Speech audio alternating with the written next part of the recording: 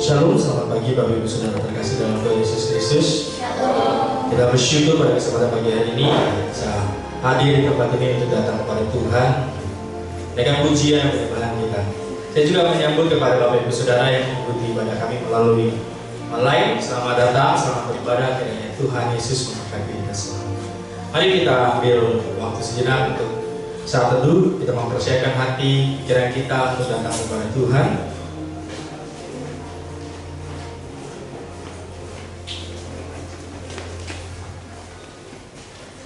Puji-pujian dari Daud, aku hendak mengagungkan Engkau ya Allahku, ya Raja, dan aku hendak memuji namamu untuk seterusnya dan selamanya. Setiap hari aku hendak memuji Engkau dan hendak memuliakan namamu untuk seterusnya dan selamanya. Kami bersyukur Tuhan, pada kesempatan pagi hari ini kami berkumpul di tempat ini untuk datang kepada-Mu Tuhan, untuk menaikkan pujian dan penyembahan kami. Kami juga siap belajar berfirman-Mu ya Bapa. Kiranya Kau berkati waktu ibadah kami ini dari awal ke tengah akhir ya Bapak. Dalam nama Tuhan kami Yesus Kristus, kami berdoa dan mengucap syukur. Haleluya. Amin.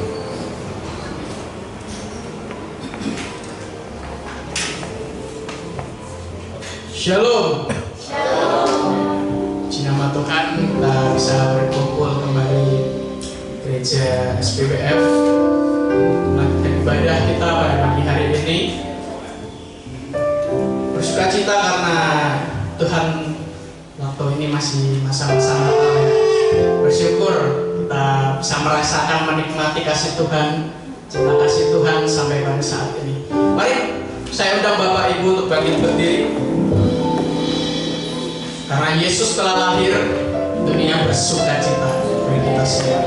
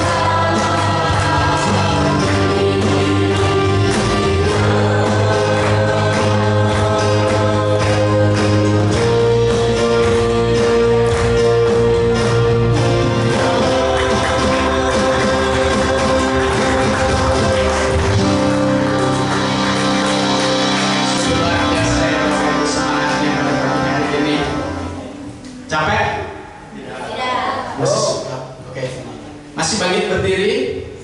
Mari kita tunduk kepala. kita rasakan cinta kasih Tuhan dalam kehidupan kita. Selama 1 minggu ini, apa yang kita dapat dalam kehidupan kita? Apa yang Tuhan telah kasih dalam kehidupan kita? Tuhan telah mencerahkan berkat-berkat-Nya bagi kita. Dari surga Dia telah menurunkan, mencurahkan semua urapan berkat-Nya untuk kita. Berilah hormat, mari kita memberikan hormat bagi Dia.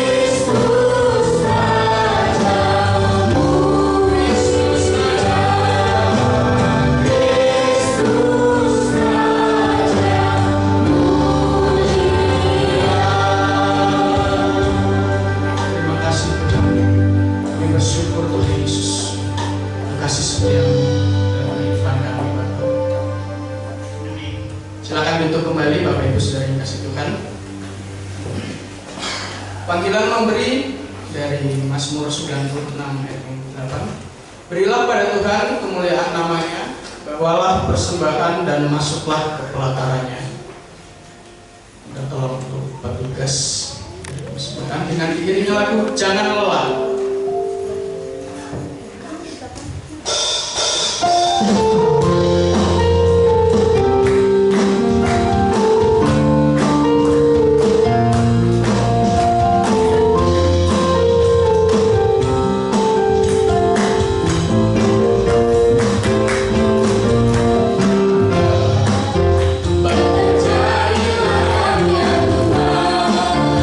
Roh Kudus yang beri kekuatan.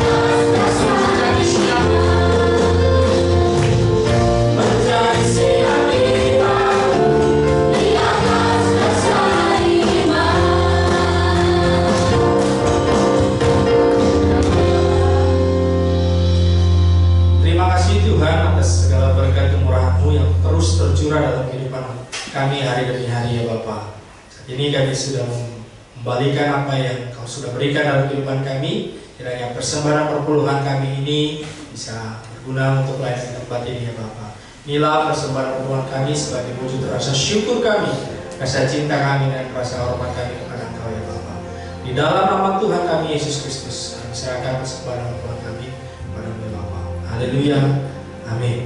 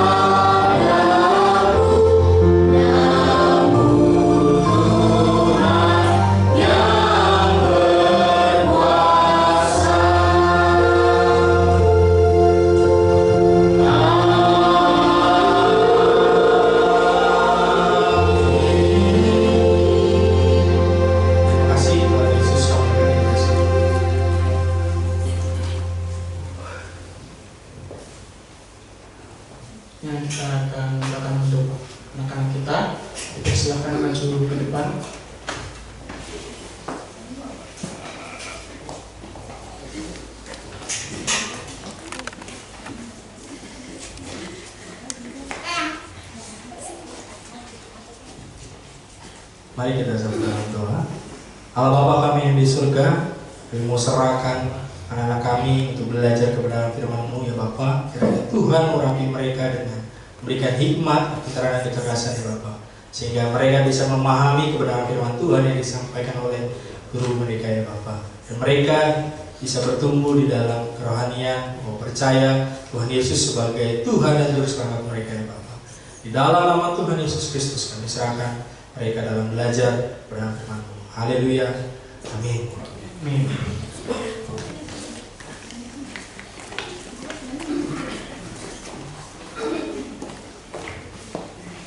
Bacaan Alkitab dari Matius 1 ayat 16 sampai 17.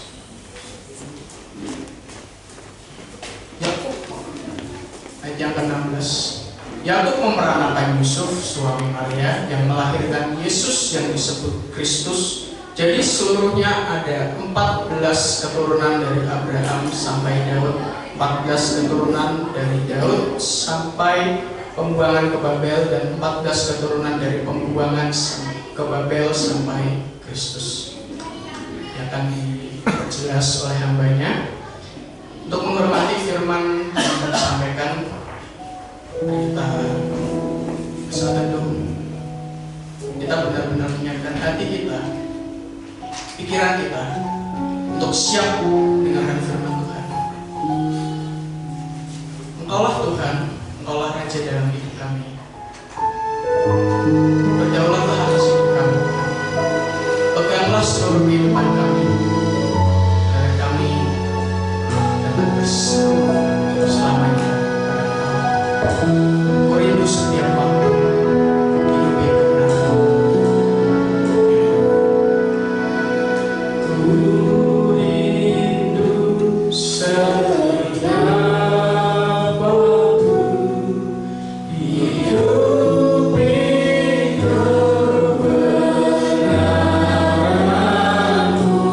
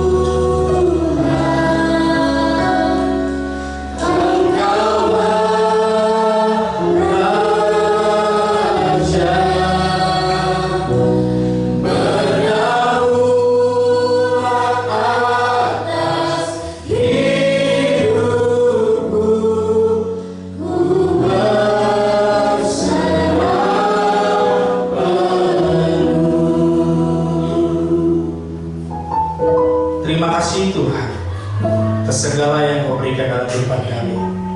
Kau rela mati untuk kami menebus dosa kami, Bapa.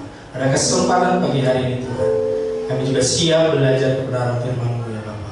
Kiranya Tuhan berbicara kepada pribadi, kami bisa menjadi pelaku-pelaku firman-Mu ya Bapa dalam kehidupan kami sehari-hari Bapa. Dalam nama Tuhan kami Yesus Kristus kami berdoa dan mengucap syukur. Haleluya. Amin. Shalom. Tidak terasa tinggal beberapa hari lagi udah mau Christmas. Siapa yang di sini sudah siapkan kue? Belum? Atau beli? Oh, kalau masak enggak. Kalau masak belum siap. Ada yang sudah siapkan kado untuk tukar kado nanti tanggal 25? Oh, belum saya. Itu udah keras itu. Harus segera dicairkan gitu ya.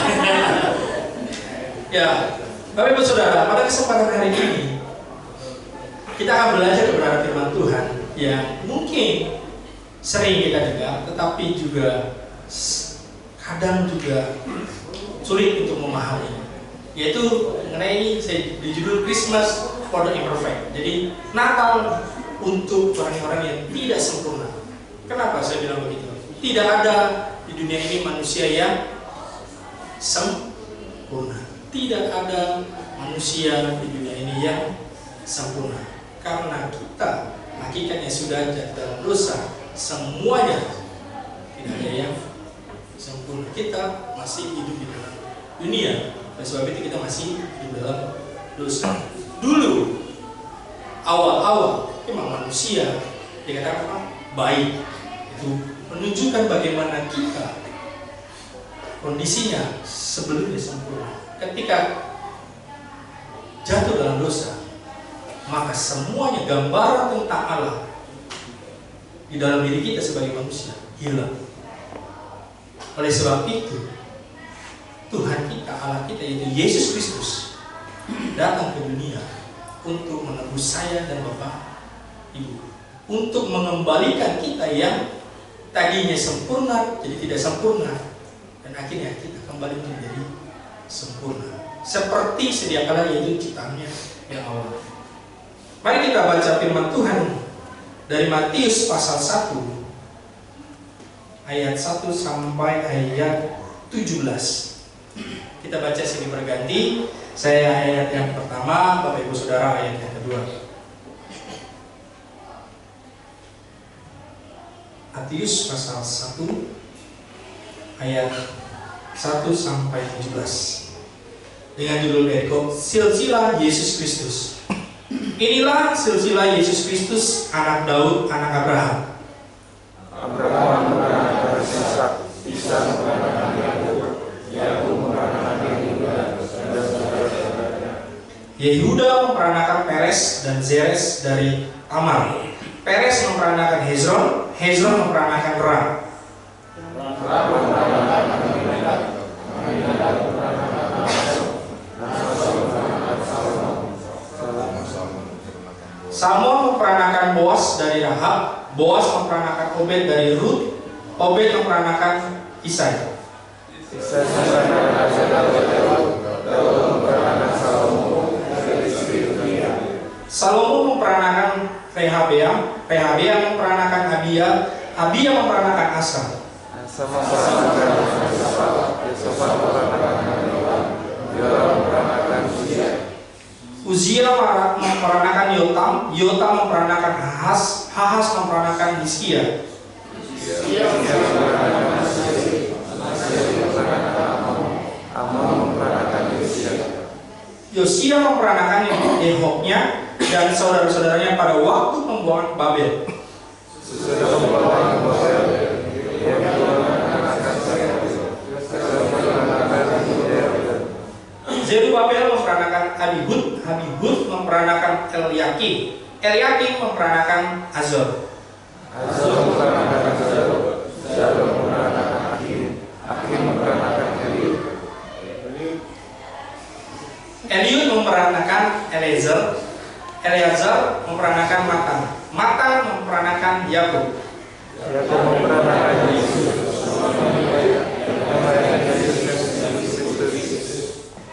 Jadi seluruhnya ada 14 keturunan dari Abraham sampai Daud, 14 keturunan dari Daud sampai pembuangan ke Babel, dan 14 keturunan dari pembuangan ke Babel sampai Kristus. Tapi Ibu Saudara, kenapa di firman Tuhan sangat-sangat ditulis silsilah Yesus Kristus? Kalau saya tanya Bapak Ibu Saudara, siapa yang di sini hafal silsilah Bapak Ibu Saudara dari orang tua kita, terus kakek, terus kakinya lagi, kakek. Ada yang tahu? Hah?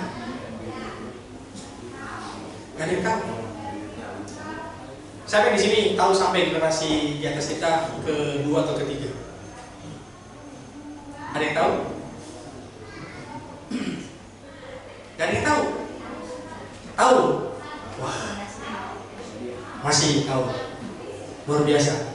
Ada yang masih tahu silsilah apa dari generasi yang sebelum-sebelumnya sampai. Bapak Ibu Saudara, ada yang menarik dari kisah tentang Yesus Kristus dari silsilah yang tadi kita baca. Yang pertama Bapak Ibu Saudara, bahwa Tuhan menggunakan orang-orang yang tidak sempurna. Kenapa saya bilang tidak sempurna? Bahwa ketika Yesus menggunakan orang-orang yang tadi, ada beberapa orang yang mempunyai background yang baik, ada juga background yang tidak baik. Mari kita lihat di ayat 3 dikatakan, Yehuda memperanakan Peres dan Zerah dari Tamar. Peres memperanakan Hezron, Hezron memperanakan Ram. Bapak Ibu Saudara, siapa Yehuda? Yehuda adalah anak Yakub yang keempat, dan Yehuda mempunyai sisi negatifnya, yaitu meniduri menantunya. Yehuda meniduri menantunya, akhirnya lahir yaitu Peres dan Zerah. Bahkan di ayat kelima dikatakan juga ada namanya Boas. Salomo memperanakan Boas, Boas dari Rahab, Boas memperanakan Obed dari Rut, Obed memperanakan Isai. Rahab adalah seorang pelacur dari kota Yeriko, dan Rut adalah seorang yang asing dari kota Moab, dan akhirnya diambil oleh siapa? Boas.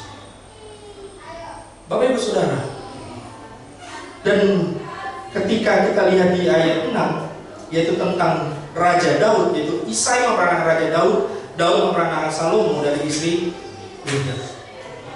Tapi Ibu tahu Saudara kisah tentang Daud, yaitu mengambil istri siapa? Perwiranya si Uria. Dia berusaha setting panglima perangnya untuk mati di medan perang.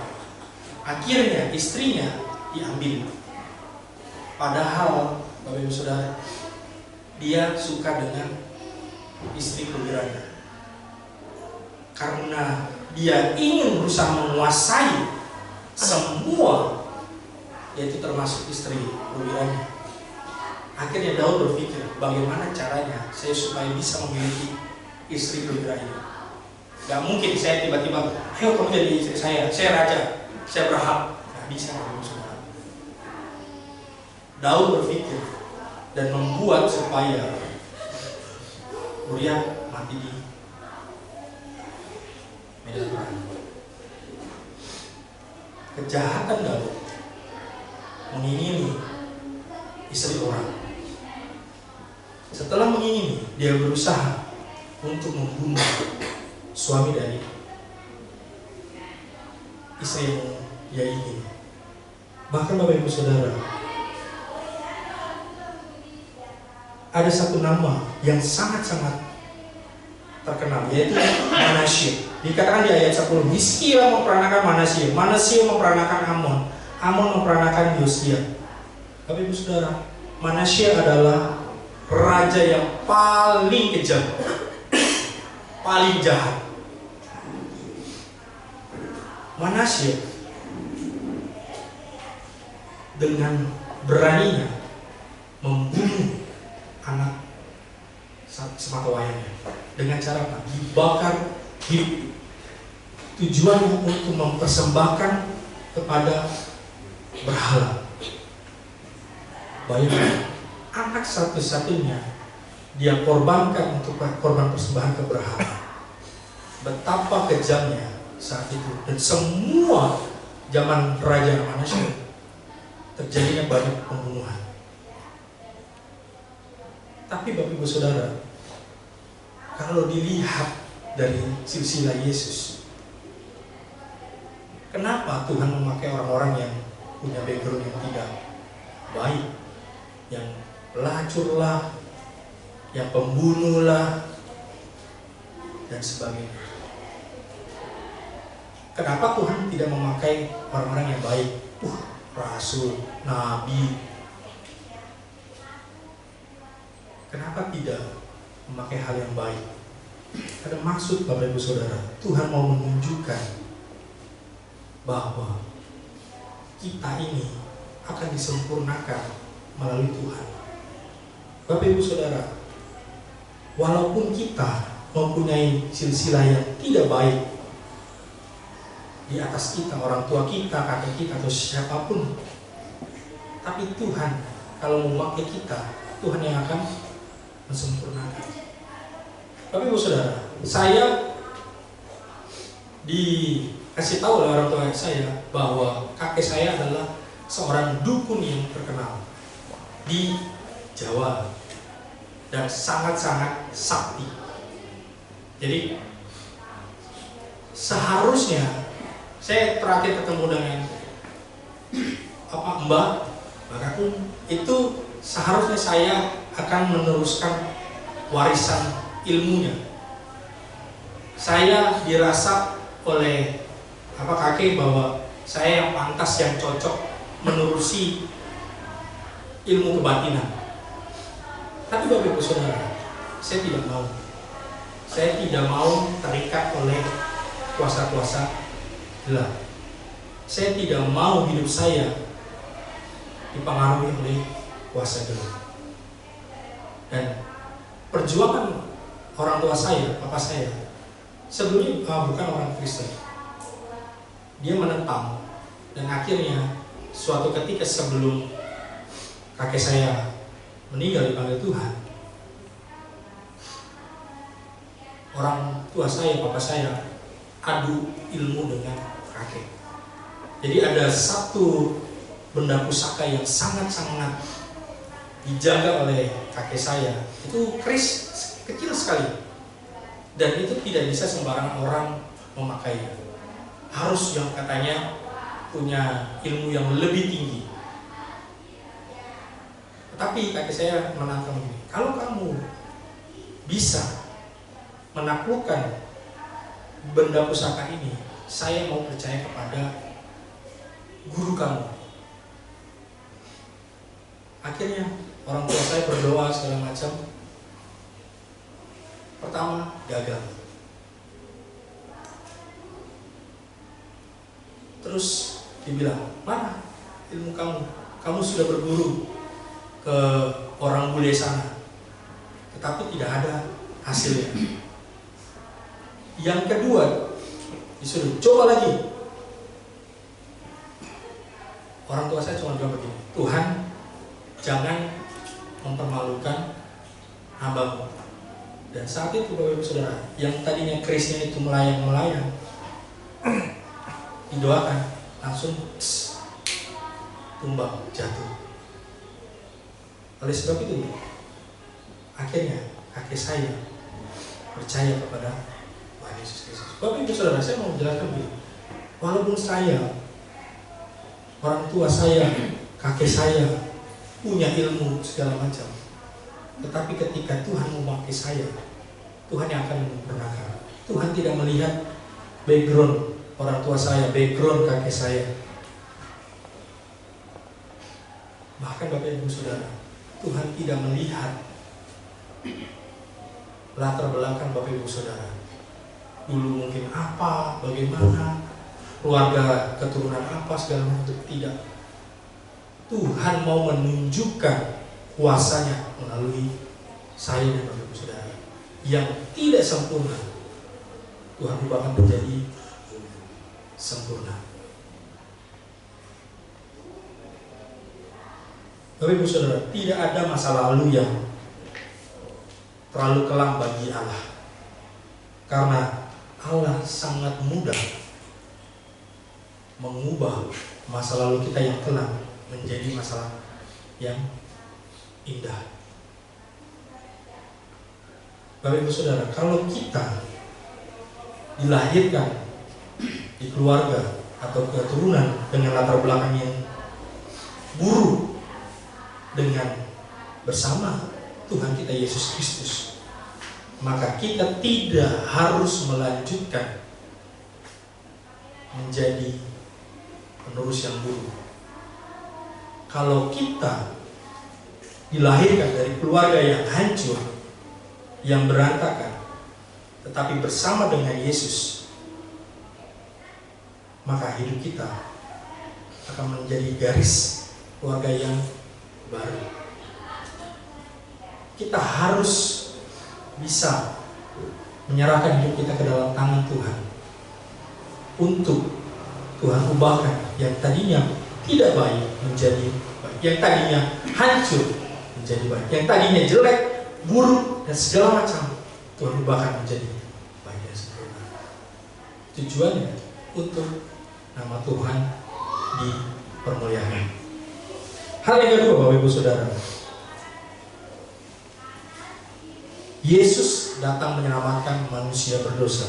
Dikatakan ayat 21 hingga 23, Ia akan melahirkan anak laki-laki, dan engkau akan menamakan dia Yesus, karena dialah yang akan menyelamatkan umatnya dari dosa mereka.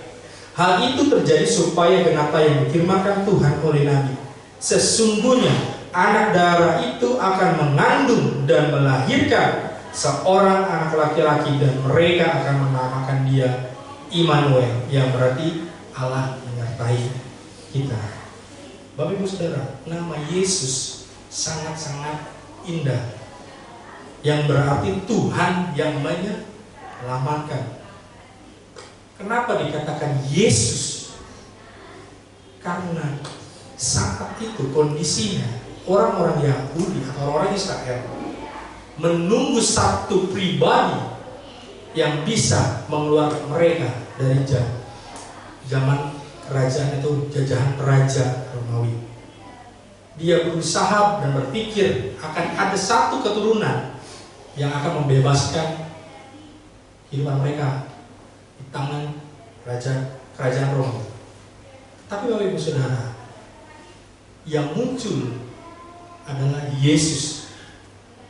Bukan sekedar menyelamatkan hidup kita dari tahanan orang, tetapi dari tahanan iblis, yaitu dengan menyelamatkan kita dari dosa-dosa kita. Ini yang menarik Bapak Ibu Saudara. Tuhan datang ke dunia ini bukan sekedar membebaskan masalah kita, bukan sekedar membebaskan tantangan hidup kita, ikatan-ikatan yang ada di dunia ini, tapi ikatan dosa yang tidak ada di dunia ini, yang sanggup melepaskan kita dari dosa. Hanya Tuhan kita, yaitu Yesus Kristus, yang dapat menyelamatkan manusia berdosa. Tidak ada Tuhan, tidak ada dewa, tidak ada raja di dunia yang sanggup menyelamatkan dosa kita. Bapak Ibu Saudara, kita diingatkan pada kesempatan tahun ini merefleksikan diri kita. Apakah Tuhan benar-benar kita yakini sebagai Tuhan dan Juru Selamat kita, yang menyelamatkan dosa saya dan Bapak Ibu Saudara?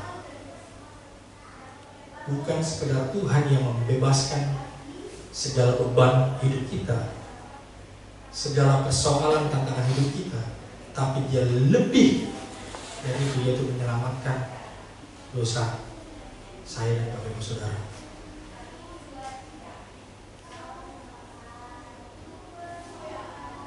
Ada pertanyaan refleksi bahwa bagaimana kita bisa menjadi saluran kasih Allah bagi orang lain dalam kehidupan kita. Tuhan sudah datang menebus dosa saya dan Bapak Ibu Saudara. Pertanyaannya yang jadi bahan refleksi kita, bagaimana kita bisa menjadi saluran kasih Allah bagi orang lain.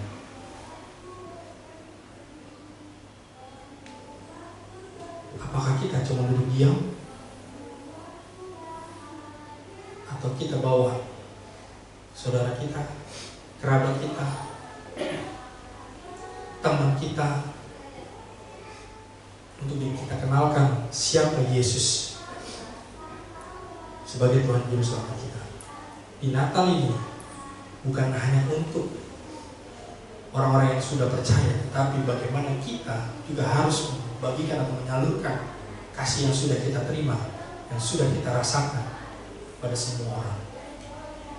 Masih banyak orang-orang di luar sana yang membutuhkan kita untuk bisa mengalami kasih yang ada dalam diri kita. Apakah kita hanya cukup kita yang diselamatkan? Kita tidak peduli dengan saudara kita, tetangga kita yang tidak akan diselamatkan kalau kita tidak bisa menyalurkan kasih Allah dalam kehidupan kita.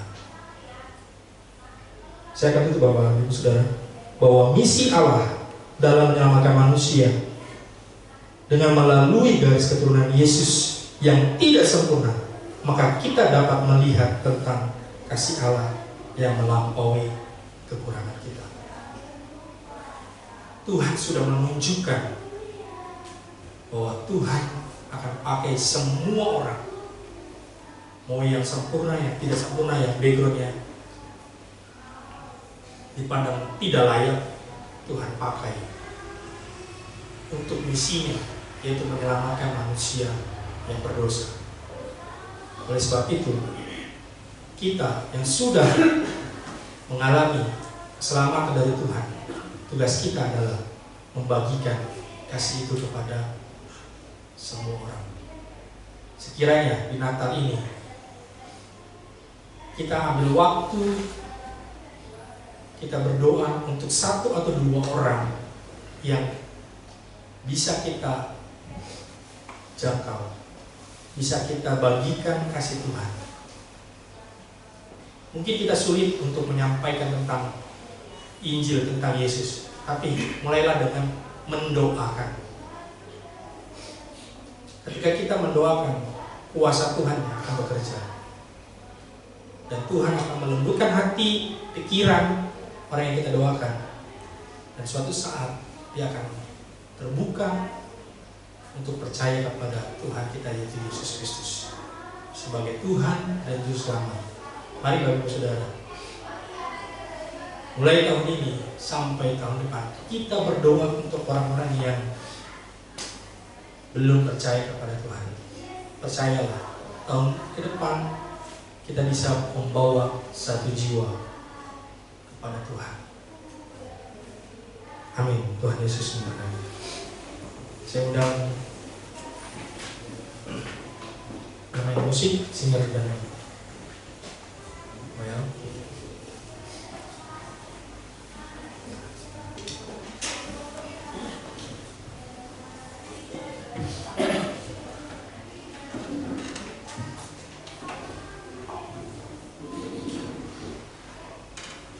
Yesus telah datang ke dunia 2000 tahun yang lalu. Dia adalah Allah yang menjadi manusia supaya kita bisa dapat memahami siapa Tuhan kita.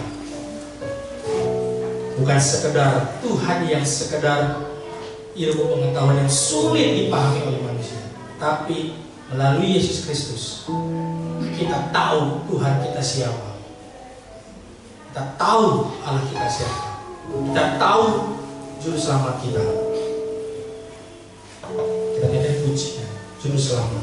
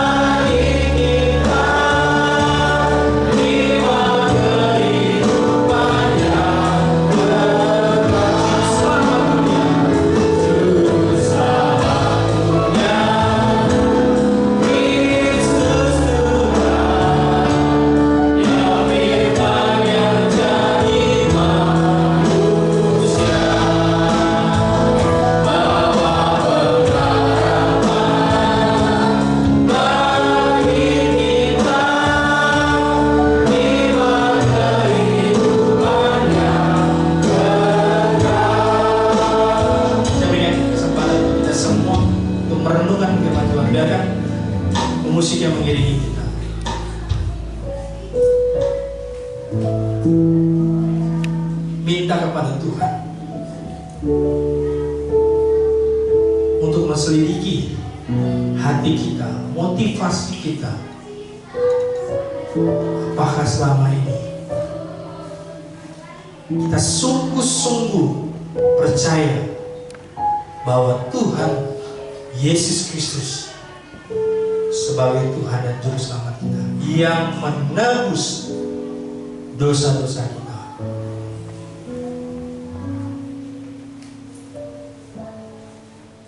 Tuhan dengan rela turun ke dunia, menjadi manusia seperti kita, untuk menyelamatkan saya dan Bapak Ibu Saudara. Tahun ini kita diingatkan bahwa kita akan dipakai Tuhan untuk menyatakan misi Allah bagi dunia ini, bagi manusia-manusia yang berdosa. Kita yang sudah diselamatkan, kita yang sudah menerima kasih anugerah dari Tuhan kita, tugas kita untuk bisa menyalurkan kasih Allah yang ada di dalam hidup kita pada dunia ini.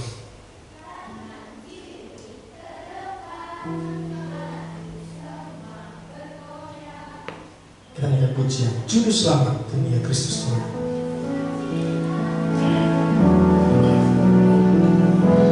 Juru Selamat dunia Kristus Tuhan, Dia firman yang jadi manusia, bawa pengharapan bagi kita,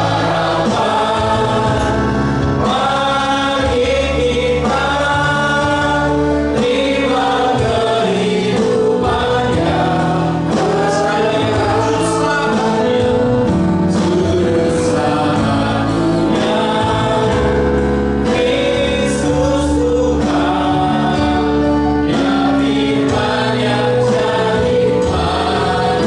manusia, bawa pengharapan bagi kita, terima kehidupan yang kekal, terima kehidupan yang kekal, terima kehidupan yang kekal. Sungguh kami bersyukur Tuhan, karena kasih dan anugerah-Mu Tuhan, kami ada saat ini di tahun 2024. Itu karena kasih kemurahan-Mu ya Tuhan, bukan karena gagah kuat kami ya Bapa. Kiranya Tuhan mengingatkan kami hari demi hari untuk kami bisa menunjukkan kasih Kristus yang ada di dalam diri kami ya Bapa, untuk semua orang, sehingga semua orang yang ada di dunia ini percaya bahwa Tuhan kami, yaitu Yesus Kristus, sebagai Tuhan dan Juru Selamat mereka. Kiranya kami bisa menjadi terang dan garam bagi dunia ini ya Bapa. Mari Bapak Ibu Saudaraku, angkat hati pikiran kita dan mengangkat kedua tangan kita untuk menerima berkat dari Tuhan kita Yesus Kristus. Diberkatilah engkau dalam keluargamu, anak, menantu, dan bahkan cucu-cucumu. Diberkatilah pendidikan anak-anakmu dan cucu-cucumu dengan diberikan hikmat, kepintaran, kecerdasan, sehingga dipakai Tuhan menjadi anak-anak yang luar biasa. Diberkatilah dalam masa mudamu, karirmu, dan diberikan pasangan hidup yang sepadan, yang takut dan cinta akan Tuhan. Dan diberkatilah dalam setiap usaha dan pekerjaan yang dikerjakan, sehingga Tuhan membuatnya berhasil dan kita bisa menjadi berkat bagi banyak orang. Kiranya kita semua bisa menjadi terang dan garam bagi dunia ini. Ulanglah dengan kasih, sukacita, dan damai sejahtera dari Tuhan kita Yesus Kristus sampai Maranatha. Haleluya. Amin. Immanuel. Immanuel. Immanuel.